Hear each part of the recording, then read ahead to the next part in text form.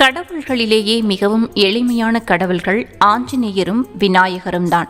இவர்களை எளிதில் கிடைக்கக்கூடிய பொருட்களை வைத்து வழிபட்டாலே அவர்களின் அருளை பெற்றுவிடலாம். ஆஞ்சநேயர் அஞ்சனைக்கும் வானர மகாராஜா கேசரிக்கும் பிறந்தவராம். சிவபெருமானின் அம்சமாகவும் போற்றப்படுபவர். அறிவு, உடல் வலிமை, துணிச்சல், வீரம், புகழ், ஆரோக்கியம், வாக்கு சாதுரியம் போன்ற அனைத்தையும் ஒருங்கே பெற்றவர் அனுமன்.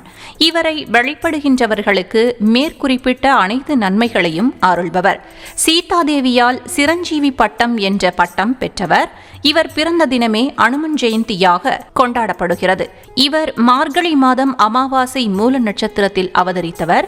வட மாநிலத்தவர்கள் பங்குனி மாதம் பௌர்ணமிக்கு அடுத்த நாள் அனுமன் ஜெயந்தியாக கொண்டாடுகிறார்கள். எங்கெல்லாம் ராமநாமம் ஒலிக்கின்றதோ அங்கெல்லாம் ஆஞ்சநேயர் வீற்றிருப்பாராம். அனுமனின் அருளை எளிதில் பெற ராமநாம ஜபம் ஒன்றே எளிய வழி என்கிறார்கள். அஞ்சனை மைந்தன், வாயுபுத்திரன், ராமதூதன் என அழைக்கப்படும் அனுமனை வழிபட்டால் பஞ்சபூதங்களையும் வழிபட்டதற்கு சமம் என்கிறார்கள்.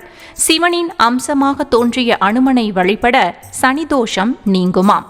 ஆஞ்சநேயரை எல்லா கிழமைகளிலும் வணங்கலாம். ஆனால் செவ்வாய்க்கிழமையும் சனிக்கிழமையும் இவரை வழிபடுதல் கூடுதல் சிறப்பு.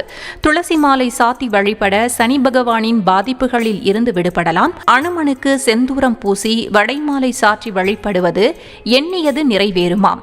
வட இந்தியாவில் ஜாங்கிரி மாலை சாத்தி வழிபடுகின்றனர். பஞ்ச பாண்டவர்களில் ஒருவரான பீமன் தான் அனுமனுக்கு முதலாக வால் வழிபாடு செய்ததாக கூறப்படுகிறது. அனுமனின் வாலில் நவகிரகங்கள் இருப்பதாக ஐதீகம். எனவே வாலின் நுனியில் இருந்து சந்தனம், குங்குமம் 48 நாட்கள் தொடர்ந்து வைத்து துளசி மாலை சாத்தி அனுமன் சாலிசா பாராயணம் செய்ய நினைத்த காரியம் கைகூடும் என்பது நம்பிக்கை. சுந்தரகாண்டம் படிப்பதும் வடைமாலை சாத்தி வழிபடுவதும் வழக்குகளில் வெற்றி கிட்டச் செய்யும் என்பதும் நம்பிக்கை.